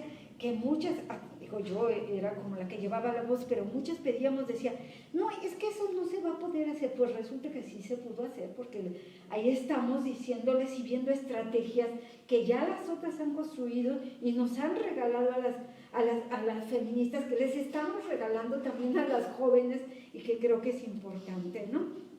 El tipo de sanciones, me parece que tu pregunta es muy importante, porque me vuelve a esto que yo decía que es un problema complejo. O sea, dependiendo de lo que quiera la víctima, primero, siempre la víctima al medio, y del tipo de violencia, ¿no? De la modalidad de la violencia, tipo y modalidad de violencia, porque ya lo dijeron aquí, pueden ser administrativas, legales, preventivas, laborales, etcétera, etcétera. Y esas ya están independientemente del protocolo, que me digan aquí, es que aquí violaron a una chica en la universidad, pero no tenemos protocolo. A ver, un momento, no puede ser que no tengamos protocolo. Tenemos la Ley General de Acceso, tenemos las modificaciones al Código Penal Civil, etcétera, etcétera. Entonces sí hay, ¿no? Siempre hay mecanismos. Y yo voy a terminar mi participación con algo que me dio mucho gusto en algún momento, porque creo que habla de esto de las sanciones, de qué tipo de sanciones queremos, que creo que hay que seguirlo discutiendo y discutiendo, ¿no? O sea, que incluso en el encuentro hay una mesa sobre cuestiones legales, sanciones, protocolos, ¿no? Una trabajadora llegó un día y me pidió una asesoría en un caso de violencia. Yo, que soy una pobre antropóloga que trata de hacer cosas, me llegaban 3 casos a la semana de violencia en la UAM, y bueno, por eso teníamos que hacer un grupo, ¿no? O sea, para que llegaran también a otras gentes, no solo a mí, ¿verdad? Y entonces llega, platicamos, la mando, en la UAM sí tenemos un área de orientación educativa, que son psicólogos y psicólogas capacitados en violencia. En este momento yo les puedo decir que son muy, muy buenas las colegas y los colegas. Y entonces habló del caso, etcétera. Se fue los psicólogos tuvieron una sesión, varias sesiones, y después, porque ella quería denunciar, y yo le decía, bueno, mira, comprende, la denuncia no es fácil, acá, ¿qué te parece que alguien te oriente? ¿No? Ya fue a ver a los terapeutas, a los psicólogos, ¿no? Habló con ellos, la psicóloga era una mujer, y un día se me olvidó el caso, etcétera, pues de tantos que llegan y llegan, pero un día me la encontré y le digo, ay, ¿cómo está?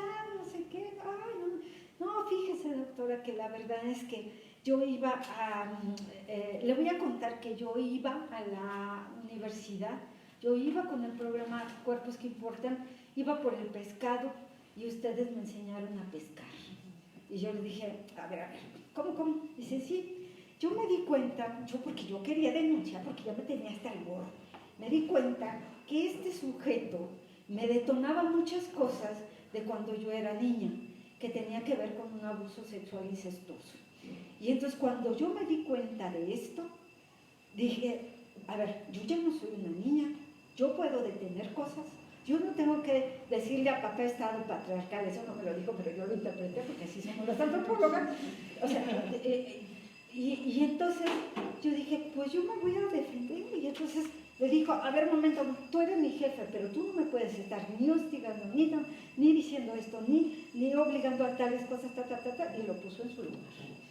Y entonces ese caso creo que ha sido de los más bonitos, uno de los casos más bonitos, porque sí, efectivamente, pues no todos los casos, yo la verdad es que hay casos que también digo, es obligación de la universidad darle continuidad. Si a la chica la violan en el baño, con lujo de violencia, etcétera, pues a fuerzas que la universidad tiene que responder. Entonces, bueno, como hablo mucho y ya se me acabó el tiempo, nada más para volverles a agradecer y para volverles a invitar y para decirles que pues el diálogo siempre estará abierto con personas que lo quieran tener, como ustedes, las feministas jóvenes y todas los feministas y todos. Gracias.